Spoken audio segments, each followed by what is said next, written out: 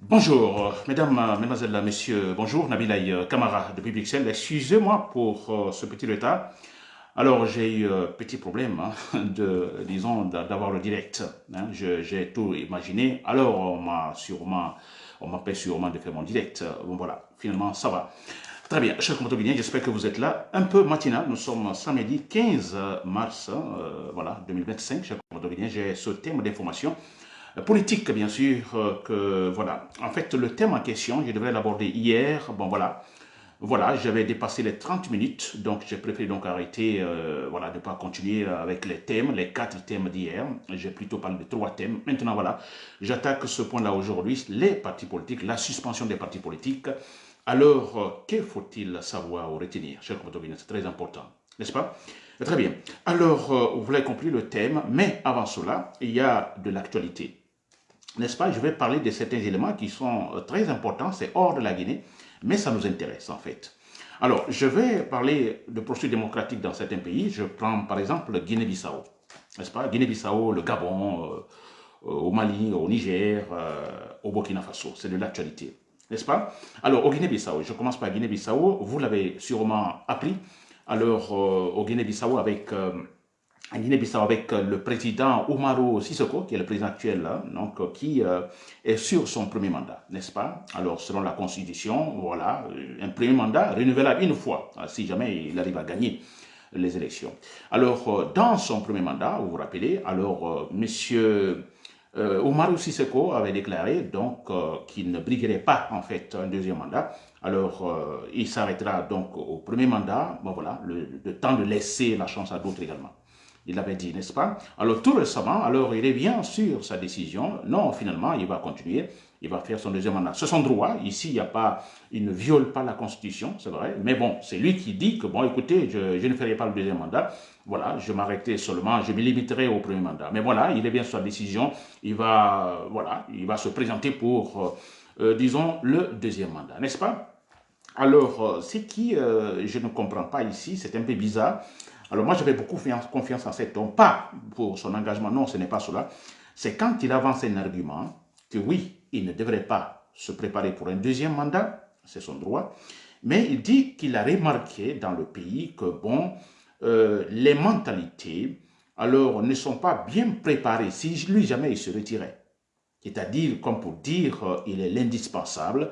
Alors, il n'y a pas encore de personnalité en Guinée-Bissau ou dans son parti pour pouvoir effectivement poursuivre son travail. Vous voyez que, en fait, les esprits ne sont pas bien préparés. Comme pour dire que, bon, écoutez, il n'y a pas plus meilleur que moi pour, vous voyez, exercer la fonction du président de la République. Ça, c'est une grosse erreur. Alpha Condé disait la même chose, n'est-ce pas? Tant que Sedar Diallo est là ou Sidia Touré, bon, écoutez, ce sont des grands qui ont en fait pillé l'économie guinéenne. Si ce sont eux qui doivent venir après moi, alors je refuserai, je continue avec mon troisième mandat. N'est-ce pas? Alors, c'est un peu comme ça avec Omar. Moi, je pense Omar Sissoko, c'est une grosse erreur. C'est une grosse erreur. C'est-à-dire, il commence à avoir cette idée qu'il est l'indispensable, n'est-ce pas? Lui seul, il voit bien les choses. Lui seul, il a l'esprit bien fait, n'est-ce pas? Alors, il va se retirer, mais lui s'il retire au premier tour, plutôt pour son premier mandat, il se limite à son premier mandat, c'est qu'il ne voit pas encore de personnalité en Guinée-Bissau capable effectivement de faire comme lui. Ça, c'est une grosse erreur. Alors, c'est que la question que je me pose. Il va terminer son premier mandat. Alors, il y aura un deuxième mandat, bien sûr. Avant cela, il y a des élections. Et si jamais il gagne et qu'il termine ce second mandat, qu'il va-t-il dire encore? N'est-ce pas? Parce que là, il se dit l'indispensable. Ça veut dire par là que pendant son deuxième mandat, il va préparer des esprits pour pouvoir continuer la présidence. C'est une grosse erreur. Alors, je le dis parce que c'est des choses qui... Parce que Guinée-Bissau, si vous l'avez remarqué, en fait, la politique est très sensible. L'instabilité, alors, revient à tout moment en Guinée-Bissau. N'est-ce pas? À tout moment. Alors, on a une armée, je dirais, pas très patiente en Guinée-Bissau. N'est-ce pas? À tout moment, il y a un coup d'état militaire. Alors, des comportements pareils de la part de Oumarou Sissoko, parce que déjà, dans son premier mandat, il y a eu une tentative de coup d'état pour l'évincer. Alors, vous voyez, il se permet des discours pareils. N'est-ce pas? Ce n'est pas bien. Vous avez 2 mandats, mais s'il vous plaît, continuez, travaillez. En fait, vous avez un plan, un programme de campagne, continuez à travailler. Mais arrêtez de bluffer. Alors, je me limiterai seulement au premier mandat, et puis voilà, c'est tout. Et quelques temps après, non, je vais continuer parce que je ne vois pas de personnalité capable de me remplacer. Ça, c'est grave.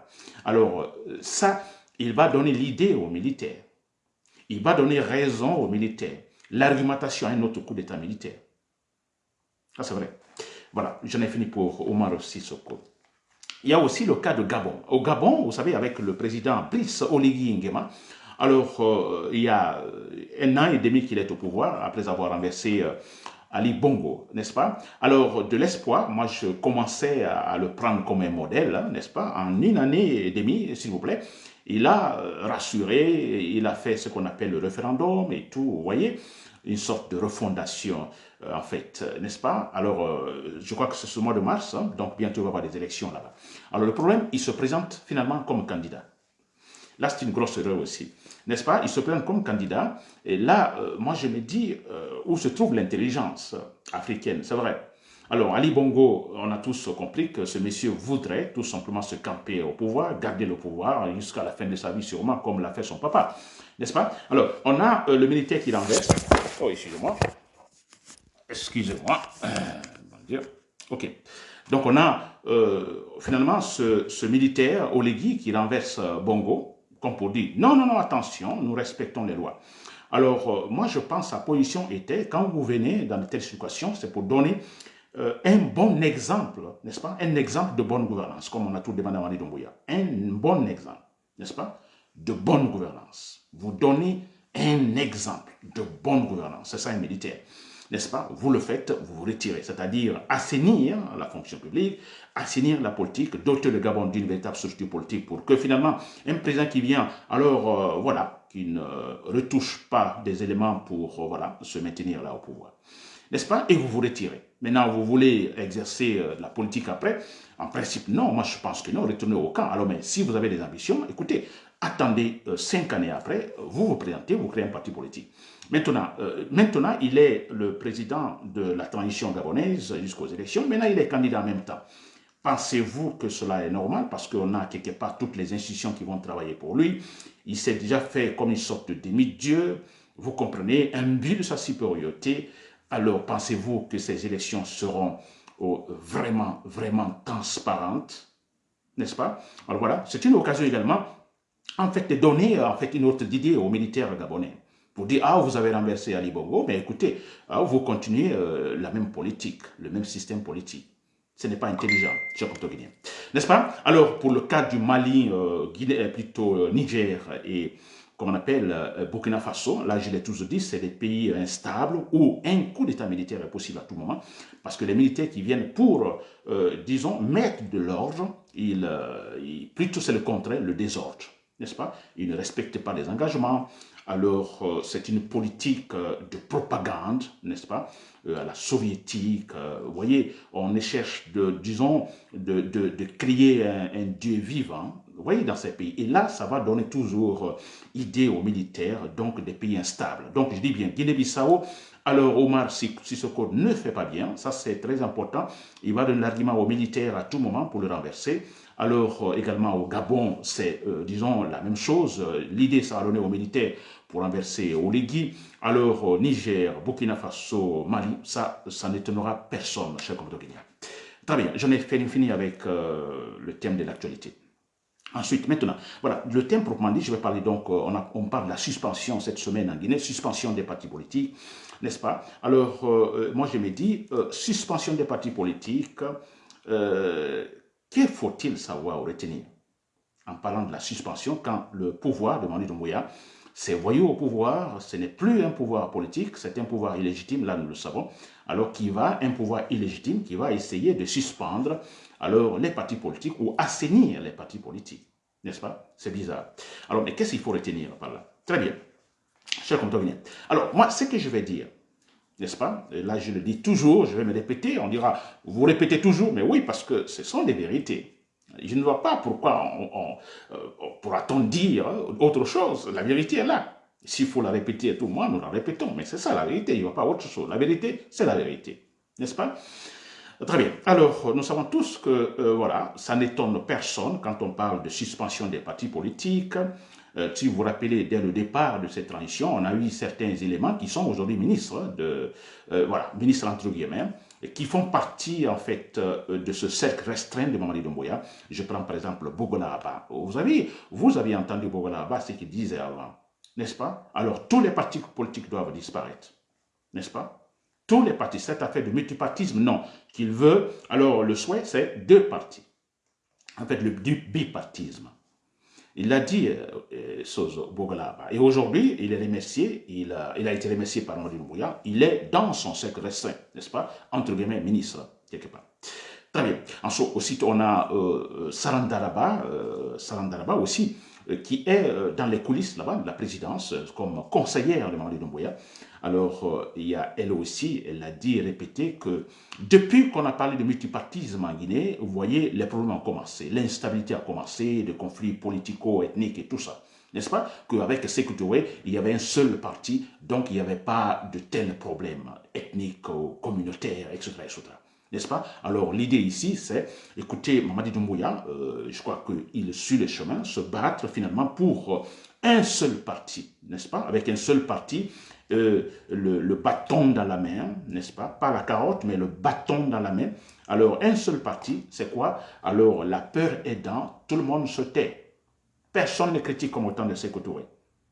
Sûrement, on n'était pas, beaucoup n'étaient pas d'accord avec Sékou Touré, mais écoutez, la peur aidant, alors on se taisait. Personne ne parle, on suit. Parce que si vous parlez, si vous critiquez, vous terminez votre vie effectivement dans le camp, au Cambodge. Ça, c'était clair. N'est-ce pas? Alors, ça, le travail est très clair. Alors, c'est le multipartisme qui a tout créé. Plusieurs partis politiques s'en servent à rien. Ça divise le pays, etc. etc. Donc, étant conseillère de Mamadi Doumbouya, vous imaginez la suite. Et Mamadi Doumbouya suit méthodiquement, en fait, cet élan. N'est-ce pas? Ensuite, on a écouté Mamadi Doumbouya également, vous vous rappelez, pendant une réunion, cette session des Nations Unies, alors son discours aux Nations Unies, il a très bien dit qu'il parle de la démocratie à l'occidentale, la démocratie occidentale, n'est-ce pas? Que cette démocratie n'est pas, disons, applicable chez nous. Vous comprenez cela? Alors, cette démocratie, vous voyez. Alors, ce qu'ils ne savent pas, et ça souvent, ce sont les propagandes, il y a pas mal de démagogie, de propagande autour de cela, la démocratie européenne. Mais écoutez, en Europe également, à un moment donné, il n'y avait pas de démocratie. N'est-ce pas? Il n'y avait pas de démocratie. Vous prenez par exemple la Belgique, ici même, n'est-ce pas? On avait un royaume, on ne pouvait pas parler de l'alternance au pouvoir, n'est-ce pas? Le roi qui, en fait, imposait tout. Même la France, à un moment donné, non, c'était le royaume, n'est-ce pas? Pas de démocratie. On ne partage pas le pouvoir. Le peuple n'est pas souverain. N'est-ce pas? L'Angleterre, à un moment donné, l'Espagne également, pas du tout, ou l'Italie, il n'y avait pas de démocratie. N'est-ce pas? Il y avait des dictateurs au pouvoir. N'est-ce pas? Alors on parle de la démocratie occidentale. Non, ces pays européens sont allés chercher la démocratie, la meilleure forme de gouvernement. Il y a plusieurs, alors ils se sont dit, mais écoutez, ça c'est la meilleure. Sinon, la démocratie est née en Grèce antique, n'est-ce pas? Alors, elle n'est pas née en Belgique, ni en France, ni en Angleterre. Alors, j'ai un problème avec mon téléphone qui tombe. Vous comprenez? Alors, elle n'est pas née ni en Espagne et autres, mais aujourd'hui, ce sont des pays démocratiques. Parce qu'à un moment donné, ils ont pensé, écoutez, nous avons trop de problèmes politiques, des problèmes sociaux par-ci, par-là, mais comment arriver à résoudre tout cela? Nous trouvons une forme, disons, de gouvernance capable de nous offrir ce qu'on appelle la bonne gouvernance. N'est-ce pas? D'où, disons, le choix pour la démocratie. N'est-ce pas? Donc la démocratie à l'occidental, non. Les pays européens sont allés chercher cette forme de gouvernance. Aujourd'hui, ils sont organisés, mieux organisés, grâce à quoi? Grâce à la démocratie. Alors en Afrique, alors les égoïstes, les dictateurs, n'est-ce pas? Alors, parce qu'ils savent qu'avec la démocratie, il faut partager le pouvoir. Et ils ne veulent pas partager le pouvoir. N'est-ce pas? Alors on sabote la démocratie, on dit la démocratie, non, ça appartient aux Blancs. Ça appartient aux Blancs. Ce n'est pas vrai. Au Ghana, la démocratie, ça fonctionne. En Afrique du Sud, dans beaucoup de pays africains actuellement, ça fonctionne bien, n'est-ce pas? Alors, elle est typiquement, absolument européenne? Non. C'est un choix pour une forme de gouvernement, cher compatriotes, n'est-ce pas? Très bien. Alors, cher compatriotes, je parlais donc de ces partis politiques, la tendance, disons la vision de Mamadi Doumbouya, vision sécuritaire, n'est-ce pas, parti-État. Ça, c'est le but, j'ai compris. Donc, ce n'est pas une surprise, quand ils ont pris le pouvoir, n'est-ce pas. Alors, essayer de créer problème aux leaders politiques. C'est dans le Diallo, Sidia Touré, maintenant Ali Ouba, il est en prison, n'est-ce pas. Kouyaté, alors et tant d'autres, n'est-ce pas. Alors, ce n'est pas étonnant, ils ont la conclusion dans la tête, ils savent là où ils vont, n'est-ce pas. Alors, comme on ne peut pas tout de suite décider, bon écoutez, nous ne voulons plus de partis politiques, c'est parti-État, non, il faut aller méthodiquement, ce qu'ils sont en train de faire, n'est-ce pas, avec le bâton dans la main, chers Guinéens. Très bien. Alors, vous l'avez compris, ce point, n'est-ce pas, que ce n'est pas surprenant. Ensuite, alors, ce que nous ne devons pas faire, parce qu'on parle des erreurs du passé, n'est-ce pas? Ne reprenons pas les erreurs du passé. Alors, nous avons compris qu'il m'a dit Doumbouya pendant les 3 années qu'il est là. Alors, il reprend les erreurs du passé. Il reprend les erreurs du passé. Ça, c'est déjà clair, c'est classé. Ça, c'est sûr. Maintenant, le problème, alors nous aussi, nous citoyens, nous partis politiques, n'est-ce pas, reprendre les erreurs du passé. Alors nous aussi reprendre les erreurs du passé, je crois que ça c'est très important. Parce que si le pouvoir alors est dans les erreurs du passé et le peuple, les citoyens, les partis politiques aussi dans l'erreur du passé, mais c'est le chaos total. N'est-ce pas? C'est pourquoi moi je demande aux partis politiques, suspension ou quoi, je ne sais pas, assainissement des partis politiques. Écoutez, mais ça ce n'est pas la priorité maintenant. Ce pouvoir de Mamadi Doumbouya va être dégagé. Je crois que ça ne doit pas être un souci, une inquiétude, n'est-ce pas, pour ces partis politiques, jamais. Suspension ou même être totalement radié, je crois que ça doit être un souci pour personne. C'est un pouvoir temporaire. Ce pouvoir à tout moment dégage. N'est-ce pas? Et c'est pourquoi il faut se battre, comme je le dis toujours, se battre pour le processus démocratique. Se battre pour le processus démocratique. Mais c'est vrai. Qu'allez-vous faire un parti politique maintenant, disons, agréé, honorablement agréé, un parti politique. On parle des partis politiques qui sont en ordre, tout est en ordre, bon voilà, ils peuvent exercer, voilà. Alors, qu'est-ce que ça donne? D'ailleurs, les partis politiques maintenant ne peuvent même pas tenir les meetings. On a le pouvoir, le CND, qui tient ces meetings par-ci, par-là, par la candidature de Mamadi Doumbouya, etc. N'est-ce pas? Les partis politiques peuvent-ils le faire? Ils ne peuvent pas le faire. Ensuite, on parle des élections. Qu'allez-vous faire ces élections, les partis politiques? Qu'allez-vous faire? Allez aux élections, aux rendez-vous en fait électoraux qui sont déjà programmés, qui sont sur mesure. Qu'allez-vous gagner là? Vous n'allez rien gagner. On a un monsieur qui commet le parjure, qui viole la charte de la Constitution, qui viole, disons, le temps de la transition. Il viole tout cela. Mais écoutez, il veut garder le pouvoir, ça c'est clair. Pensez-vous qu'il sera capable d'organiser des élections libres et transparentes? Il ne le fera pas. Tout sera préconçu, préparé. Il gagne, lui. Comme on a vu avec Lansana Conté, on a vu avec Alpha Conté. Ça, c'est clair. Il ne va pas quitter. Alors, ça ne fait ni chaud ni froid, suspension, je ne sais pas quoi d'autre. Non, mais écoutez, ayons d'autres choses dans la tête, la conclusion dans la tête. Mais écoutez, nous nous battons pour que ce démon la dégage. Parce qu'il ne va rien faire de bien, rien de transparent, rien de légal, rien de juste. Ça, c'est clair. N'est-ce pas? Mais c'est clair. Je disais l'autre fois que heureusement, c'est dans le dialogue, en fait, disons, sa victoire n'a pas été, en fait, validée en 2010, 5 années après, ou même 10 années après, ou 11 années après. Mais c'est vrai. Heureusement, parce que, écoutez, je le dis toujours, mais rien ne va. On a dans l'armée est dominée par qui? L'armée est dominée par une ethnie donnée. Tout dominé par ethnie donnée. Et cette ethnie qui a effectivement une certaine idée, je dirais, malveillante, mais ça c'est clair, envers les autres. Vous comprenez? Qui ne sont pas prêts, ces gens ne sont pas prêts à ce que la Guinée se dote de véritables structures politiques.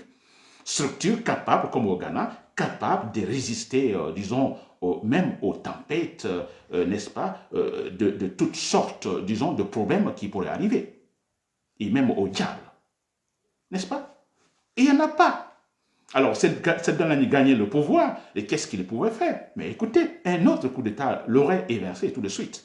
Et heureusement, il faut le dire, s'il vous plaît, pas seulement pour ça, parce que les institutions fortes n'étaient pas là, Seydou Diallo n'aurait pas de chance de continuer, et ça c'est clair et net, mais aussi, le temps nous donne raison que heureusement il n'a pas gagné, parce que regardez, dans ce parti UFDG, les traîtres qui étaient là, pensez-vous avec ces traîtres, que la Guinée se battrait, la Guinée de Seydou Diallo qui gagnait les élections, ce pouvoir se serait battu pour une véritable structure politique solide et consolidée? Pensez-vous que ce bien-là au pouvoir, qu'il l'aurait fait? Parce qu'on comprend finalement que dans ce parti, il y avait des traites. Vous prenez Ousmane Gawal Diallo, vous prenez Tianguel et tant d'autres, Baldé qui s'en va et autres, tous des traites. Imaginez des traites au pouvoir en ce moment. Un coup d'État militaire était inévitable, ça c'est clair. Inévitable. Heureusement, c'est Seydou Diallo. Moi, j'ai confiance en Seydou Diallo. Je dis bien, j'ai confiance. Cet homme connaît bien l'administration guinéenne. Alors, c'est vrai que, quelque part, on se dit heureusement qu'il n'est pas arrivé au pouvoir. Il se serait fait terrasser tout de suite par le fait du manque d'une véritable fondation politique, n'est-ce pas, où l'armée est totalement, en fait, républicaine, donc ça manquait tout ça, et Seydou Diallo au pouvoir ne pouvait pas régler tout ça, et deuxièmement, Seydou Diallo, dans son parti, c'était encore des traites qui allaient tenter de responsabiliser les nations de la République. Non, c'est pas possible. Imaginez Ousmane Diallo, qui, avec Seydou Diallo qui venait au pouvoir, Ousmane Diallo, Premier ministre par exemple. Mais écoutez, ça ne l'est pas. Pas du tout. Donc, heureusement, le temps nous donne raison. Le temps pour Seydou Diallo, effectivement, de revoir la structure politique, de revoir son parti politique, et pas seulement Seydou Diallo, UFA et tous les autres partis politiques. Je crois que c'est pourquoi je dis que, alors, rien n'est négatif à 100%, n'est-ce pas? Cette perte de Seydou Diallo, aujourd'hui, regardez, qui maintenant est capable, qui sait qui est un bon élément, un bon membre, qui est en fait capable de faire régner un principe démocratique, il sait tout. Qui ne l'est pas, il le sait, n'est-ce pas? Voilà, je compte guinéen. Très bien. Alors, je vais dire par là, les élections que Mamadi Doumbouya prépare, ce ne sont pas des élections.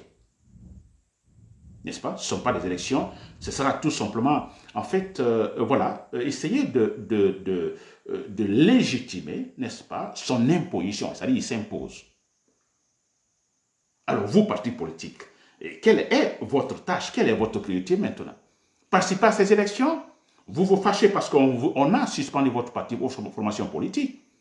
Mais dis donc, ça ne doit pas choquer. Mais écoutez, s'il vous plaît, moi j'ai un parti politique, je dois participer à des élections libres et transparentes.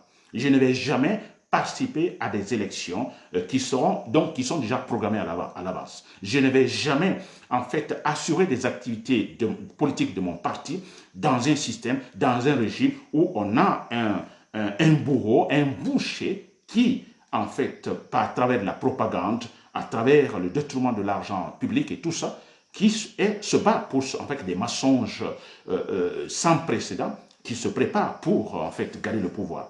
N'est-ce pas? Je ne vais jamais accepter, si je suis en fait un leader politique. N'est-ce pas? Je compte bien. Très bien. Alors, donc, c'était cela. Demander aux partis politiques que, franchement, ce n'est pas la priorité.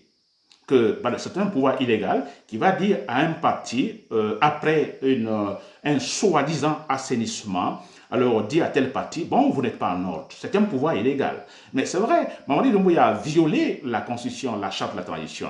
Il a violé la transition. Il a fait le parjure, s'il vous plaît. N'est-ce pas? Et on est en train de dire maintenant que c'est l'homme providentiel, c'est le Dieu vivant, alors le seul capable de faire ceci. Mais dis donc, n'est-ce pas? Quand on prend notre corps, l'être humain, il y a ce qu'on appelle le côté spirituel, il y a l'esprit, n'est-ce pas? Et le corps.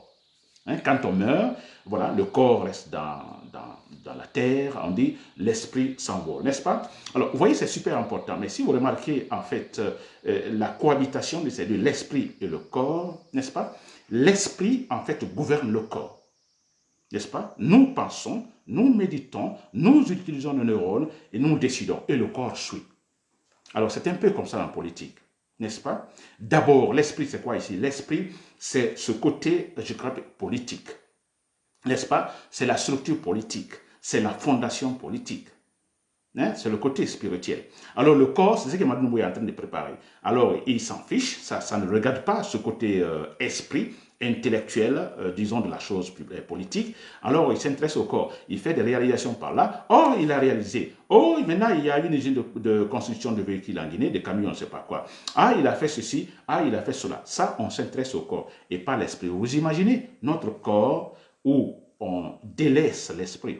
C'est la folie. Remarquez, quelqu'un qui est fou, qui se promène dans la rue, qui se déshabille, n'est-ce pas, nu et qui va, qui insulte par-ci, par-là, parce qu'il a perdu, en fait, l'élément importantissime, son cerveau, le côté spirituel, l'esprit, c'est très important. Le corps est là, mais le corps sans esprit, ça ne sert à rien. Alors, une Guinée sans une véritable structure politique solide et consolidée, écoutez, on se fatigue, c'est le chaos total après. N'est-ce pas? Chers patriotes dans l'armée, soldats patriotes, vous m'écoutez, je ne termine pas sans m'adresser à vous. C'est très clair, vous le savez très bien que nous sommes, je ne dis pas presque dans le chaos, non, nous sommes dans le chaos. Alors, parce qu'il y a une décision claire de la part de Mamadou Doumbouya, alors qui s'en fout, qui est dans l'irrationnel à 100%. Alors, allez-vous, chers soldats patriotes, laisser cet homme, en fait, réaliser son desiderata, n'est-ce pas? Parce que c'est un chaos. Mais c'est vrai. Il va rester, quand il va mourir, alors il laisse dans le chaos, comme Lansana Conté l'a fait, Alpha Condé l'a fait. Alpha Condé il n'est pas mort, mais voilà comment il a laissé la Guinée. Mamadou Mouya laissera ainsi la Guinée. Allez-vous accepter ces soldats que nous continuons à souffrir maintenant? Je pense que non, il faut l'éliminer. Il faut l'éliminer pour que la Guinée vive réellement, chers compatriotes guinéens. N'est-ce pas? Alors, merci pour l'écoute, c'était Nabil Camara, depuis Bruxelles.